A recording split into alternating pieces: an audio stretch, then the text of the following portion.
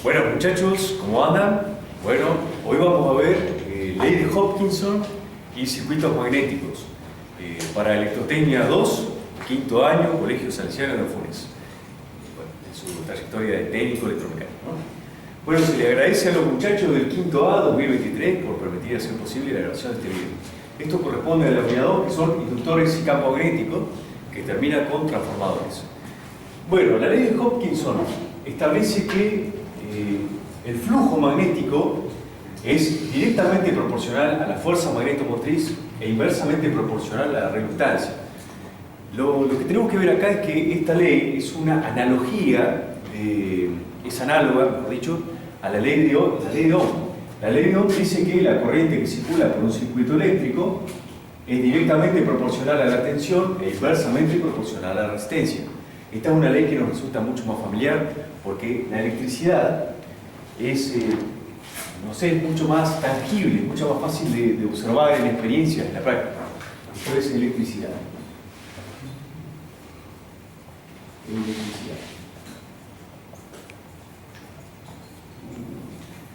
Entonces, es fácil obtener una fuente de potencial. En este caso, a propósito, le puse FEM, fuerza electromotriz. No estoy hablando de una batería, sino estoy hablando de una inducción, para que se pueda ver la analogía.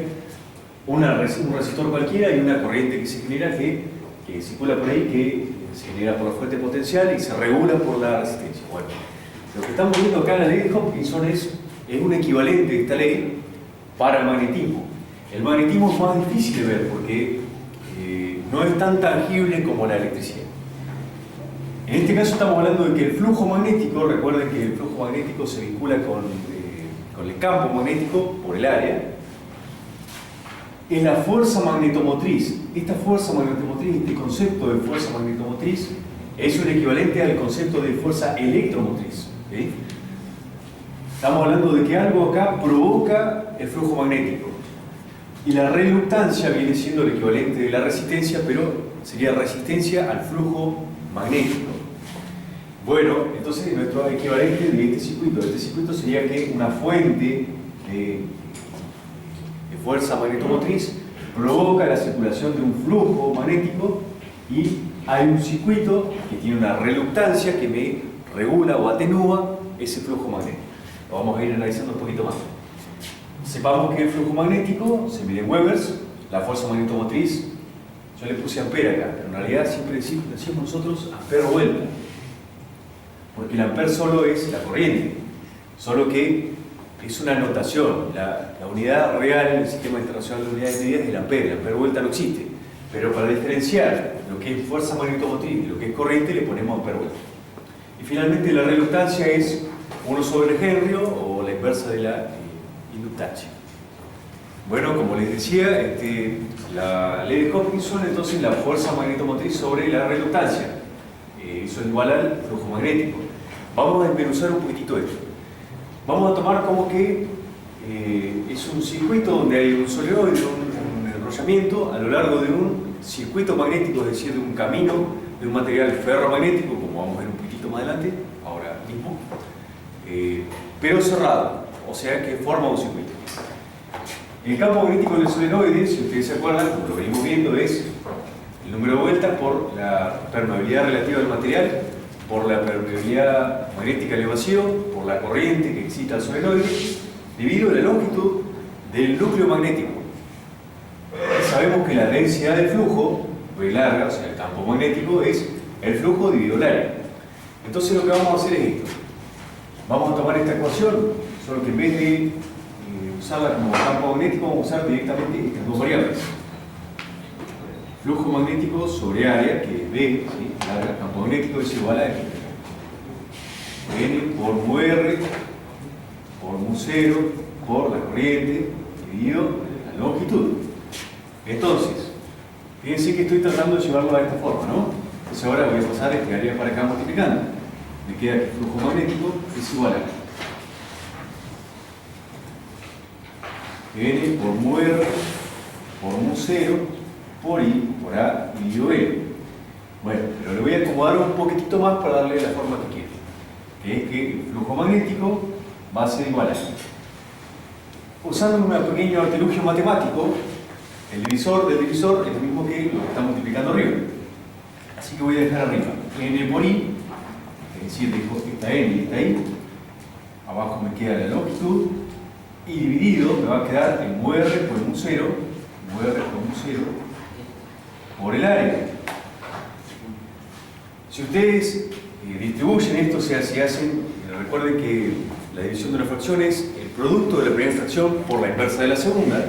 Si yo agarro esto y lo divido acá, me va a quedar dado esto y vuelvo a esta expresión. O sea, de acá a acá es solamente manipulación matemática, no dice nada raro. Tomando esta expresión, entonces, me queda que flujo magnético es igual a, vamos a dejar esto que está acá, voy a poner azulcito, n por i, dividido,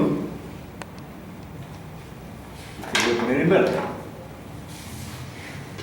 L sobre mu r por mu 0 por el área. Entonces, si observamos un poquito, te voy a cambiar por rojo,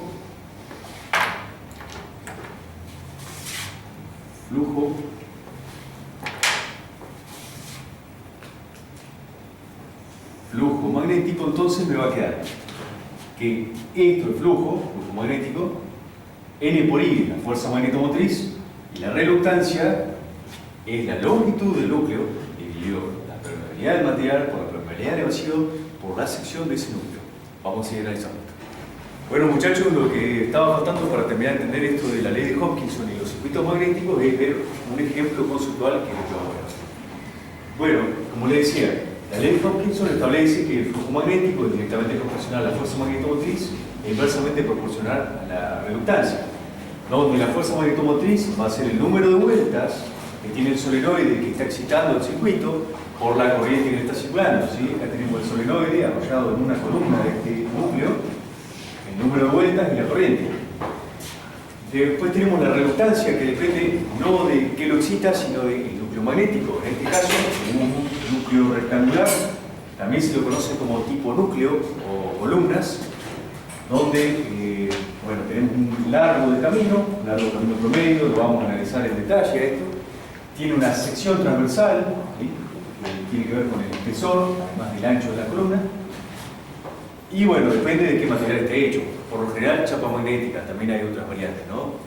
Chapas comunes, grano reluctado, y otras variantes más, dependiendo del tipo de transformador.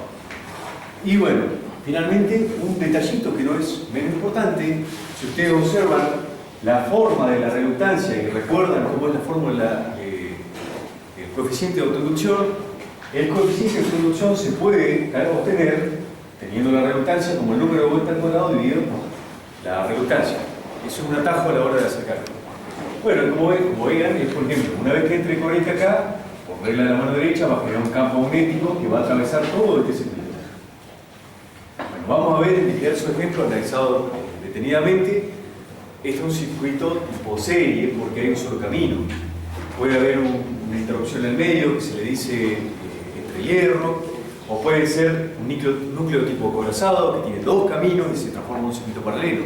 Esta ley de Hopkinson nos permite modelizar como circuitos las distintas formas de los núcleos magnéticos y son las bobinas que lo excitan.